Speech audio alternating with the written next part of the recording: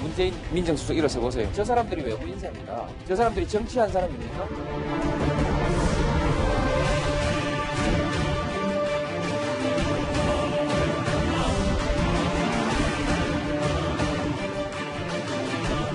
정권 수사는 무력화하고 싶고 검찰 출신 수석을 포용하는 코스프레는 또 계속하고 싶고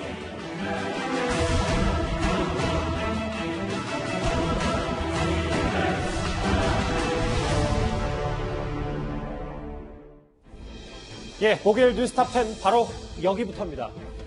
추미애 전 장관과 윤석열 총장의 갈등이 이제 사라지나 싶더니 이번에는 검찰 인사에서 의견이 배제되자 사의를 표명한 이 신현수 민정수석의 여파가 만만치가 않습니다. 대통령의 만류에도 여전히 사의를 굽히지 않고 있는데요. 신 수석은 오늘 출근했다가 오전부터 휴가를 떠났습니다. 어려운 시기에 소임을 맡게 됐습니다. 여러 가지로 부족하지만 할 수 있는 데까지 최선을 다해서 열심히 하도록 하겠습니다. 신현수 신임 민정수석은 대통령과 함께 참여정부 민정수석실에서 근무하며 사법개혁에 대한 확고한 철학을 공유하고 있으며 견제와 균형, 국민을 위한 법무 검찰 개혁 및 권력기관 개혁을 안정적으로 완수할 것으로 기대합니다. 이도원 의원님, 화면부터 볼까요? 오늘 청와대 관계자에게는 신 수석이 이틀 동안 휴가를 냈고, 그러니까 오늘 오전부터 목금 휴가를 떠났고 숙고의 시간을 가진 뒤에 월요일에 출근할 예정이다. 원래 일반 조직 생활에서 사표를 누가 내면 사표 일단 좀 정리할 시간 가고 휴가부터 다녀와 하는데 그게 아니라 신현석이 먼저 휴가를 갔다 오겠다 이렇게 한 것으로 알려졌거든요. 나흘간, 목금이지만 토일은 휴일이니까 나흘간의 휴가 뒤에 돌아온 그 신현수 수석이 어떤 결정을 할 건가 많은 사람들이 궁금해하고 있는데 개인적으로 결론부터 말한다면은 사퇴할 가능성이 굉장히 높다고 봅니다. 예. 왜냐? 지금 이제 인사 문제, 그 검찰 검사장들 인사 문제 때문에 지금 논란이 됐지만 사실은 여러 가지 청와대에서 일하는 한 달 반 동안 신현수 수석이 확인한 것은 문재인 대통령이 전국을 이끌어가는 방향하고 네. 내가 보좌하려는 방향이 굉장히 다르구나. 이걸 느낀 것 같습니다. 검사장 인사에 이어서 이제 그 간부 인사도 나오겠지만 특별감찰관 임명 문제라든지 중대 범죄 수사청 신설 문제라든지 최근에 또 여당에서 굉장히 이슈화하려고 하는 국정원의 사찰 문제라든지 이런 거에 대해서 보는 방향이 다르기 때문에 만약에 계속 일하게 된다 하더라도 결국은 부딪힐 수 밖에 없고 그렇게 되면 여당 내에서 현재도 지금 신현수 수석을 비판하는 사람들은 봐라. 검찰 출신 들어오니까 검찰 편 드는 거 아니냐. 역시 안 된다. 이런 비판을 계속 받는데 그런 비판이 본인에게도 부담이 되지만 문재인 대통령에게도 굉장히 부담이 됩니다. 두 번째, 신 수석은 원래 자리에 그렇게 욕심이 있는 사람이 아니에요. 예. 검사하다가 청와대 사정비서관을 했는데 다시 청와대 들어갔으면은 검사장 승진하고 승승장구했겠죠.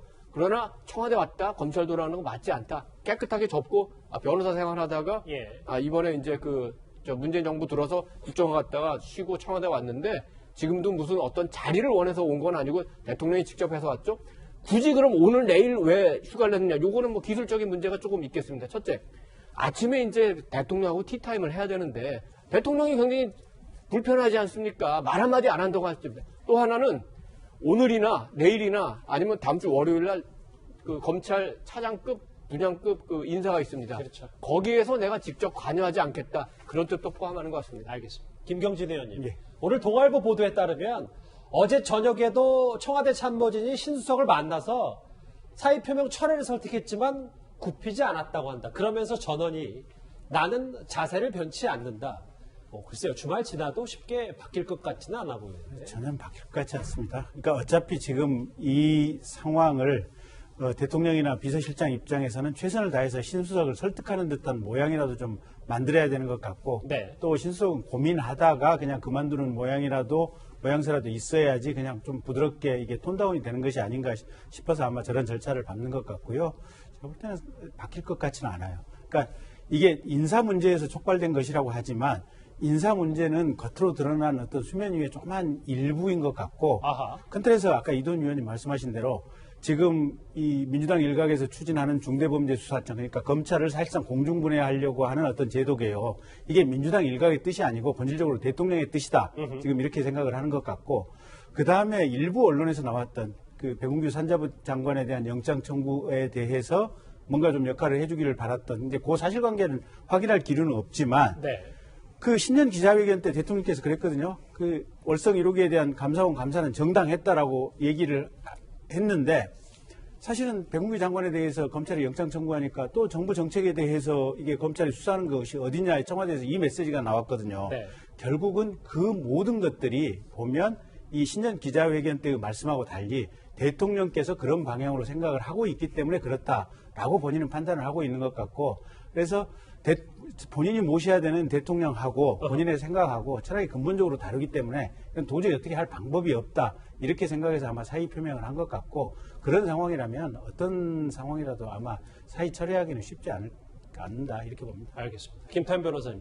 두 분의 말씀을 받아서 질문을 또 드리면 그러니까 대통령의 국정 철학이 내 고언으로도 먹히지 않는다는 것 첫 번째면 또 하나 박범계 장관과 본인 사이에 본인이 그래도 민정수석이면 중재자 역할을 해야 되는데 이게 완전히 무시당했다 이런 생각도 좀 하는 것 같더라고요. 그러니까 단순히 이제 이거 어디까지나 추정의 영역입니다. 좀 청와대 좀 내부적인 일을 저희가 정확하게 거기다 언론 보도하고 청와대 어떤 고위 관계자 얘기가 조금 결이 다른 부분들이 있으니까요. 그러니까 사람의 속마음을 정확히 알 수 없기 때문에 드러난 걸로만 저희가 하는 추정의 영역인데 이런 거죠. 사실은 문재인 대통령하고 신수석이 알려진 관계에 따르면 굉장히 가까운 사이이기 때문에 이 들어가서 한 달 만에 수석을 그만두고 사의를 표현한다는 건 굉장히 어려운 일이거든요. 그럼요. 인연이 없는 그냥 관료를 발탁할 건도 아니고 오래된 인연이라고 알려져 있으니까요. 뭐 일각에서는 법조인들 중에서 가장 가까운 사람 중에 한 명이다 뭐 이렇게도 얘기를 하니까 특히 검찰 출신으로 범위를 한정해서 보면요. 그런데 어찌됐든 간에 문재인 대통령이 신수석을 발탁하면서 신수석에게 부탁한 게 있지 않았겠습니까? 예를 들면 검찰과 청와대 관계 또는 검찰과 법무부의 관계에 대해서 중재자 역할을 아마 부탁한 걸로 알려져 있죠. 그런데 첫 번째 인사에서 그게 틀어졌습니다. 앞으로 해야 할 일은 굉장히 많습니다. 그런데 단순히 인사 하나만 자기 뜻이 관철이 안 됐다고 신수석이 문재인 대통령의 그간의 관계에도 불구하고 바로 사의를 표명했겠느냐? 저는 아마 그것보다는 그것도 있지만 앞으로 문재인 대통령 임기가 1년여 남았는데 이 과정에서 민정수석이 해야 될 여러 가지 일들 그 일들에 대해서 청와대 핵심과 신수석 사이에 이견이 있을 수도 있다고 저는 보는 거예요. 예를 들면 월성 원전 수사도 마찬가지고 앞으로 정권 말에 청와대라든지 여권을 향해 오는 검찰 수사에 대한 입장들 그런 것들에 관해서 청와대 핵심과 신수석이 계속 이견을 보일 것들이 노출이 됐다면 그래서 신수석이 여기는 내가 있을 자리가 아닌가 보다라고 판단을 했다면 그러면 문재인 대통령과의 그런 인간적인 관계에도 불구하고 한 달 만에 사직서를 제출할 어떤 그런 상황은 만들어질 수도 있는 거죠. 김관욱 교수님. 네. 어제 저희가 보도를 했지만 전원을 통해서 자존심이 몹시 상한다. 창피해서 더는 못하겠다. 이게 지금 모르겠어요. 박 장관을 향하든 혹은 청와대를 향하든 신수석이 던진 메시지인데 추가를 떠났기 때문에 청와대는 빨리 이걸 일단락 짓고 싶은데 어쨌든 다음 주 초까지 이 이슈가 전국을 좀 빨아들일 가능성은 좀 있지 않겠습니까? 그렇죠. 아무래도 뭐 결정권을 이제 사실은 거치 결정권을 신수석에게 스스로가 결정할 수 있는 기회를 준 것이죠. 그러니까 청와대가 저는 일종의 이제 이 출구 전략을 만들었다. 그러니까 어떻게 보면 지금 굉장히 곤혹스러울 수가 있는 거잖아요. 그러니까 법무부 장관과 지금 민정수석의 어떤 갈등의 상황을 뭐 낱낱이 지금 설명을 했어요. 이런 거는 어떤 형태로든 상황을 정확하게 묘사를 하고 그런 상황 속에서 민정수석이 뭐 거취를 계속 유지를 하던 또는 뭐 여기서 스스로가 이제 사퇴를 하건 하는 부분에 대해서 상황을 정리해주는 그런 차원에서 지금 청와대가 상황을 움직이고 있다 이렇게 본다 그러면 저는 뭐 이미 신수석의 어떤 의지를 즉 사퇴 의지를 청와대는 인지하고 있다. 즉 사퇴가 분명할 것이라는 것을 인지하고 그런 어떤 상황을 좀 더 원만하게 가져가는 그런 장면들을 만들어 나가고 있는 거 아닌가. 그런 차원에서 지금 박범계 장관도 오늘 만날 용의가 있다. 지금 사퇴한 부분에 대해서 마음이 좀 아프다. 뭐 이런 것들, 즉 명분을 조금 더 주고 있는 그런 상황이 아닌가 이렇게 생각이 드네요. 알겠습니다. 청와대는 일단 여러 해명을 내놓고 있지만 명쾌하지 못하다는 인상을 주고 있긴 한데요. 그래서 야당에서는 민정수석을 지냈던 대통령이 이 모든 전 과정을 모를 리 없다 이런 주장까지 나오고 있습니다. 검찰 조직에 대해서 원한을 가진 사람은 아닙니다. 원한을 가진 사람은 아닌데 뭔가 달라져야 됩니다. 여러분들 이 용어 써놓은 거 보면 여러 가지 있습니다. 밀실에서 외부 인사가 포함된 외부 인사 한번 일어서 보세요. 문재인 민정수석 일어서 보세요. 박범계 비서관 한번 서보세요. 외부 인사라고 한다면 저 사람들이 외부 인사입니다. 저 사람들이 정치한 사람입니까? 그 이외에 민주당으로부터 검찰 인사에 관해서 내가 단 한 번의 전화를 받은 일이 있으면 사람이 아닙니다. 18년 전 화면 잠시 만나보고 왔어요. 이도원 의원. 네네. 그러니까 원래는 어제까지만 해도 이게 법무부 장관과 민정수석의 갈등에 좀 집중을 했다면 이제 대통령과 민정수석의 관계에 좀 더 저희가 포커스를 맞추는 것 같거든요. 실제로 대통령이 민정수석을 예전에 지냈었기 때문에 이런 검찰 인사 과정을 모르고 사인을 했다. 이게 좀 말이 되느냐라는 지적도 좀 나오고 있습니다. 우선 노무현 대통령이 5번 민정수석을 임명했습니다. 문재인, 박정규, 문재인, 전해철, 이호철.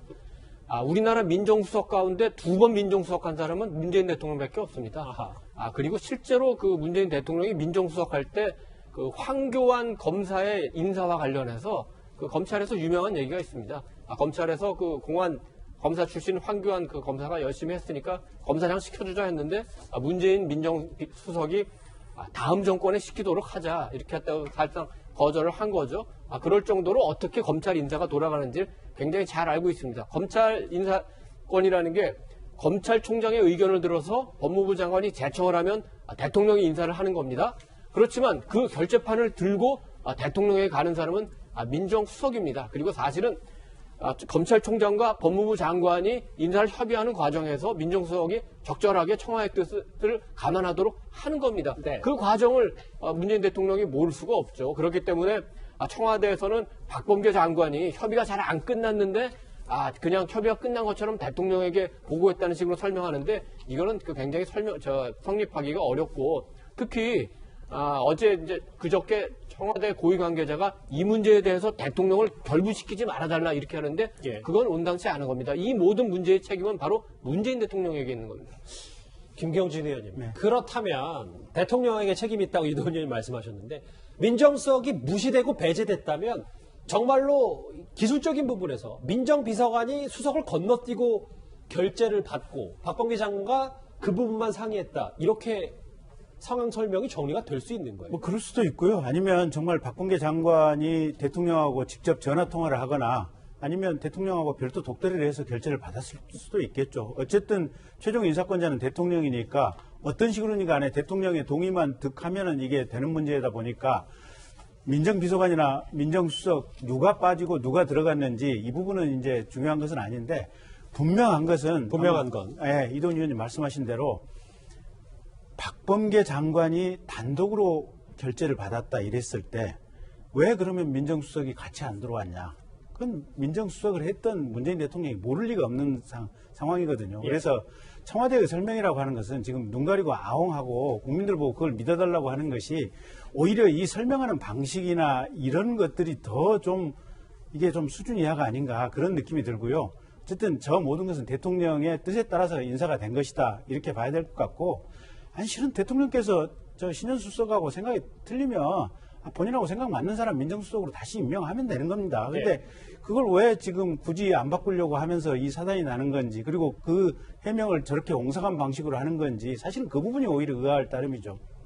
그 부분 그러면 그럼 의아한 부분은 김경진 의원님 개인적으로는 왜 사표 수리가 빨리빨리 안 된다고 생각하세요? 그러니까 국민의힘 김은혜 대변인이 얘기를 했지 않습니까? 한쪽에서는 이런 이미지를 얻고 싶으면서 한쪽에서는 이런 효과를 얻고 모순되는 두 가지 효과를 동시에 얻으려고 하다 보니까 지금 그 상황이 되는 거죠. 근데 어떻게 보면 분명하게 나는 이 방향으로 가야겠다라고 하시면 되는 겁니다. 그러니까 검찰 출신은 기용하면서 검찰도 어느 정도의 민심을 얻고 싶은데 검찰 개혁은 해야 되는데 그런 걸림돌이 되면 안 되니까 그 양측에서 좀 고민을 그걸 한다. 검찰 개혁이라고 말씀을 하시지 마시고요. 검찰에 대해서 철저한 장악을 통해서 예. 최소한 민주당이라든지 우리 지금 정권에 대해서 수사하는 부분에 대해서는 철저하게 통제를 해야겠다. 이런 실질적인 목표도 얻으면서 동시에 밖에 나는 검찰도 포용하고 윤석열 총장이 이렇게 전에 추미애 장관으로부터 부당하게 직무정지 명령이라든지 징계를 당했다고 하는 부분과 관련해가지고 내가 임명한 검찰총장이니까 내가 품고 가겠다라고 하는 이런 어울리지 않는 상충되는 두 가지 이미지를 동시에 얻고 싶다 보니까 지금 이런 이 옹색한 상황이 생기는 거죠. 알겠습니다. 두 분의 말씀과 좀 비슷할 수도 있겠는데 오늘 한 보도에 따르면 여권 관계자는 이성윤 지검장 유임시키고 심재철 반부패 부장 영전성 인사안이 어떤 의미인지 대통령이 몰랐겠냐. 사실상 대통령이 법무부 손을 좀 들어준 것이다. 이쪽이 아니라 이쪽이 들어준 것이다라는 얘기를 하고 있는데요. 김 변호사님하고는 다음 화면을 보겠습니다. 근데 오늘 보도 중에 제가 좀 눈에 띄었던 부분이 실제로 애초에 검찰 인사가 나고 신현수 민정수석이 구두로나마 본인 그만두겠다라고 표명을 했을 때 대통령이 당시에는 알았으니까 후임자를 알아보자 했다가 또 만류를 했거든요. 이 과정에 어떤 심경 변화가 있다고 봐야 됩니까? 이런 거가 모든 언론의 핵심, 질문의 핵심, 저도 궁금한 거, 과연 여기 인사안에 대통령이 사인하실 때 신현수 수석의 의견이 반영되지 않았던 걸 알았느냐 몰랐냐 이거잖아요. 알고 사인했느냐 몰라 사인했느냐. 앞서 이제 봤던 그 문화일보 보도에서 봤던 그 알아도 문제 몰라도 문제라는 그 얘기는 모르고 사인했으면 이거 도대체 인사안이 어떻게 돌아온 건지 국정의 절차를 대통령이 장악을 못하고 있는 거니까 문제. 그다음에 알고도 사인했던 방금 전에 김경준 전 의원이 얘기하셨던 그런 부분들. 그러니까 아주 심플하게 말씀드리면 국합, 배드캅에서 대통령은 속내는 배드캅이지만 겉으로는 국합으로 보여던 이 불균형, 이 문제 아니겠습니까? 그래서 기자들이 물었어요. 청와대 고위경비자하고 티타임 할 때 이걸 묻겠죠. 자, 이거 대통령의 이 갈등상을 알고 제가 했냐 이런 질문에 그런 거는 말씀드리지 않겠다. 이렇게 대답을 했습니다. 네. 제일 중요한 건데 말씀드리지 않겠다는 거예요. 이건 무슨 의미냐는 거죠. 보시면 그래서 이제 우리가 추정의 영역인데 신현수 수석이 구두로 사의 표명을 왜 그러세요? 무슨 문제가 있습니까? 이렇게 나왔다고 하면 상황을 모르고 있었다는 겁니다. 아하. 그런데 내가 믿어서 발탁한 마지막 카드가 한 달 만에 저는 이제 안 하겠습니다. 그런데 오케이 알았으니까 후임자 임명을 찾아보겠다고 한 얘기는 모든 상황을 알고 대통령이 결국 법무부와 박범계 장관 또는 뭐 이광철 민정비서관의 손을 들어줬다라고 해석할 수 있는 건 아니겠습니까? 9일 입장에서 보면. 그런데 그 다음날 문재인 대통령이 신현수 수석을 다시 만류했다. 사표내는 참모한데 대통령이 알았어. 사표 수리할게. 후임자 찾을게. 근데 그 다음날 불러서 이거 사직서 안 내는 게 맞겠는다고 만류했다는 얘기는 입장을 바꾸는 거잖아요. 예. 그 왜 그랬을까? 아마도 이 갈등이 외부로 비춰져서 보여지는 어떤 그 파장들 아하. 이런 것들을 조금 감안하지 않았겠는가? 더군다나 지금 조금 있으면 선거입니다. 예. 오늘 방금 전에 선거 토론회 체련회 생중계하지 않았습니까? 선거 과정에서 이 신현수 수석의 사의 문제와 그 배경이 막 증폭되는 것들이 과연 여권에게 유리하겠는가라는 정무적 생각을 해보면 청와대에서 입장을 다시 바꿨을 수도 있거든요. 그래서 아마 만류한 거 아닐까라고 개인적인 추정을 한번 해봅니다. 김광욱 교수님. 네. 청와대에서 이런 갈등설이 불거져봤자 외부로 알려져봤자 좋을 건 당연히 없는데. 그렇죠. 근데 지금 언론 보도가 어느 정도까지 나왔냐면 실제로 어제 대통령이 이 참모들과 티타임 하면서 이런저런 자유로운 얘기를 하는데 어제는 침묵했고 특히 신현수 민정수석과는 전혀 언급이 없었다 뭐 이런 얘기까지. 그러니까 불편한 마음을 표시하는 거라고 생각을 해요. 그러니까 신현수 민정수석과 문재인 대통령의 관계가 굉장히 사실 오래돼 있잖아요. 노무현 전 대통령의 그 민정수석실에서 같이 일을 했고 상당히 신뢰하는 그런 사이였는데 갑자기 사의를 표시한다. 한 달 만에. 그러면 문재인 대통령에서 얼마나 당혹스러웠을까요? 그러니 홧김에 후임 찾겠다. 근데 돌아서면 또 이런 사람만큼의 또 신뢰할 수 있는 사람이 또 없는 것 같고 그래서 자꾸 만류하는 저는 매우 감정적인 관계 속에서 지금 이게 진행되고 있다고 생각을 해요. 그러니까 모든 거를 우리가 정치인들이 다 정치만 하지는 않거든요. 그러니까 저렇게 오래된 사이면 사실은 뭐 2012년도 때도 캠프에 들어왔었고 17년 때도 캠프에 들어와서 신수석이요. 예, 계속 사실 어떻게 보면 위기 대응 팀이라 그래가지고 친인척 관리하는 그러니까 그 내용은 문재인 대통령 외에는 알 수 없는 것들을 사실 아는 유일한 사람일 수가 있는 거거든요.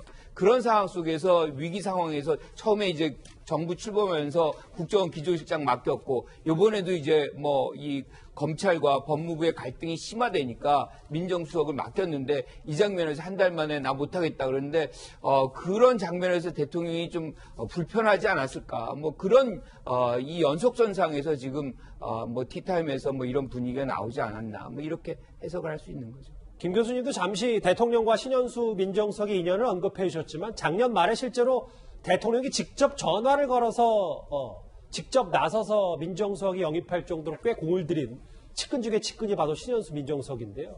그간의 신뢰가 좀 무너진 것 아니냐는 지적도 나오고 있습니다. 과거 윤석열 총장과의 관계처럼 말입니다.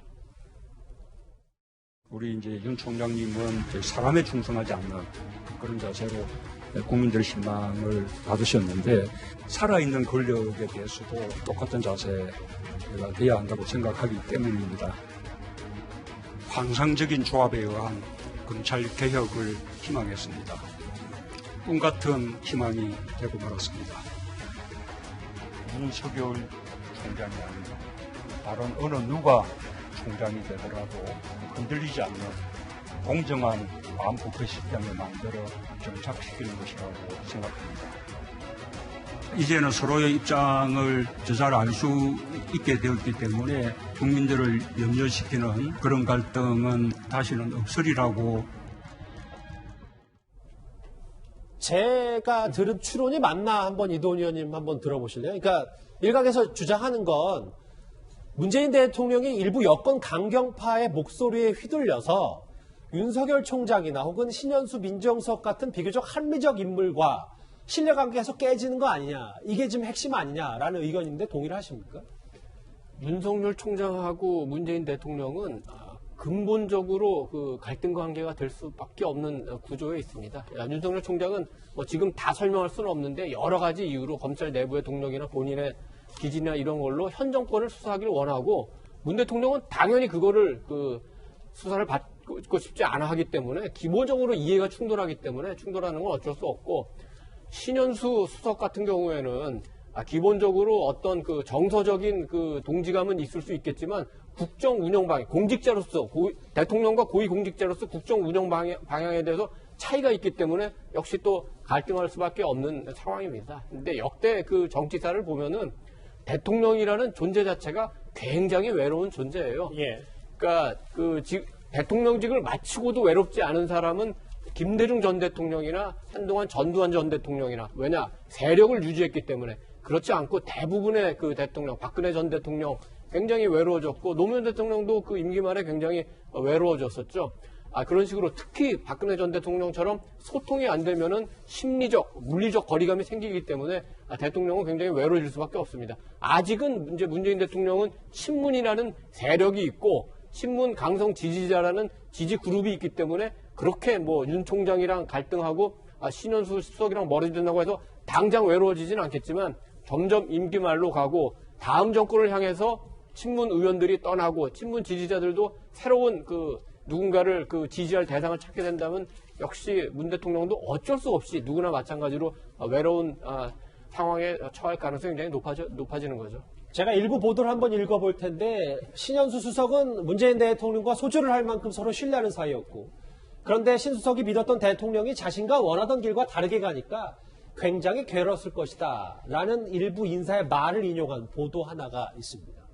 좀 더 이 얘기를 좀 더 한 걸음 더 본질로 가볼까요? 결국은 표면적으로는 그 민정수석의 사의 표명이 검찰 고위급 인사 논란으로 단초가 됐지만 결국 문정부의 계속된 강경 기조에 신현수 수석이 더 등 돌릴 수밖에 없었다라는 분석도 있습니다.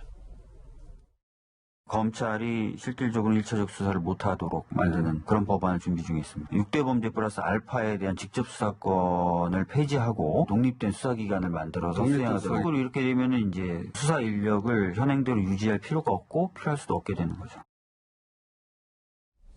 네, 김경진 의원님. 그러니까 오늘 일부 보도를 보니까 단순히 이제 검찰 인사, 고위급 인사, 이성윤 지검장 유임돼서 불만 품은 게 아니고 꽤 중요한 부분, 공수처에 대해서는 이대로 가면 안 되고 대통령 치의적 감시도 분명히 특별감찰관 빨리 지명해서 해야 되고 중대범죄수사청도 신중론을 해야 되고 이런 것들이 뭔가 밑바닥에 깔려있는 게 아니냐라는 시각도 있는 것 같습니다. 저도 그렇게 생각을 합니다. 그러니까 검사를 했던 사람의 시각으로 본다면 지금 고위공직자범죄수사처 같은 경우는 어쨌든 뭐 한 6월쯤 되면 정상적으로 출범을 하겠죠. 다 임명이 되고. 근데 거기서 진정한 수사 능력이 발휘돼서 고위공직자에 대해서 제대로 된 사정을 하려면 시간이 언제쯤 돼야 될까요? 제가 보기에는 최소한 3년에서 5년쯤 지나서 여러 가지 조직 운영의 노하우, 그다음에 수사에 관한 여러 가지 협업 체계 이런 것들이 완비가 돼야 고위공직자범죄수사처가 아마 그럭저럭 적은 인원을 가지고 최소한의 역할이라도 하면서 돌아갈 수 있을 겁니다. 그런데 그런 상황에서 지금 검찰의 직접 수사권 없애버리고 중대범죄수사청을 만든다? 전 세계적으로 검찰이 직접 수사권을 없애는 입법 내도 없거니와 저렇게 중대범죄수사청을 만들어버리면 대한민국의 부정부패에 대한 사정 기능은 완전히 없어지는 거나 진배가 없습니다. 그러니까 저게 자리 잡으려면 적게는 한 5년에서 7년, 길게는 한 10년 이상이 걸려야만 이게 수사 능력이 생기는 거거든요, 그렇죠. 보면. 네. 예. 그래서 이게 신현수 수석 입장에서는 대통령의 생각이 머릿속의 목표 지향점은 이상일지는 모르겠지만 실제 현실은 사정 기능을 완전히 마비시켜버리고 대한민국을 어떻게 보면 이 불구덩이 속으로 끌고 가는 어떤 정책이다 이렇게 지금 보고 있는 것 같고 그다음에 특별감찰관 같은 경우는 법이 돼 있는데 그 법을 집행을 안 하는 것은 사실은 위헌적인 상태거든요. 친인척 관리를. 네, 특별감찰관법이 분명히 있지 않습니까? 근데 그 위헌적인 상태가 계속되는 거 있을 수가 없는 거예요. 공직자 입장에서는. 그러니까 그런 어떤 그런저런 생각 때문에 아마 법에 입각해서 상식적인 진언을 했을 거고. 근데 문재인 대통령님 같은 경우는 그 전에 이제 노무현 대통령님을 모셨지 않습니까? 네. 노무현 대통령님 결국 돌아가셨지 않습니까? 보면. 근데 그게 결국은 이게 친문의 지지자들 입장에서는 검찰의 잘못이라고 생각을 하는데. 예. 문제는 그걸 아셔야 돼요.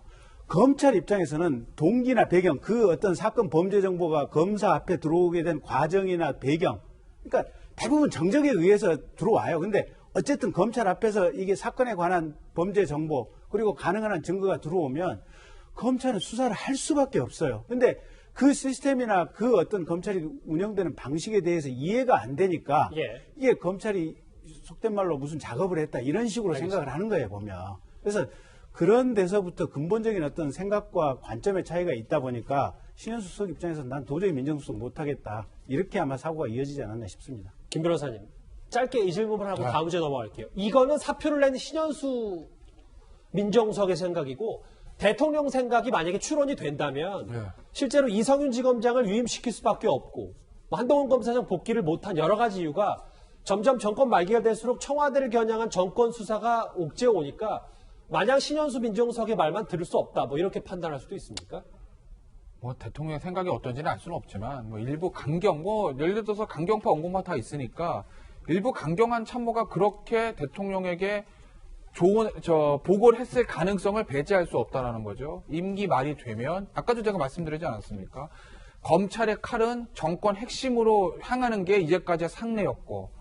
어쨌든 월성 1호기부터 뭐 라임, 옵티머스 여러 가지 정권이 관련돼 있을 수도 있는 사건들이 있는데 거기에 대해서 정권의 칼이 핵심으로 들어오면 누군가는 그걸 막고 장악을 하고 뭔가를 좀 통제를 해야 된다. 그렇기 때문에 지금 검찰을 대통령님의 뜻을 받들 수 있는 사로 인사를 깔아야지 신현수 수석처럼 온화하게 대응했다가 나중에 큰일 날 수도 있다라는 어떤 그런 식의 강경한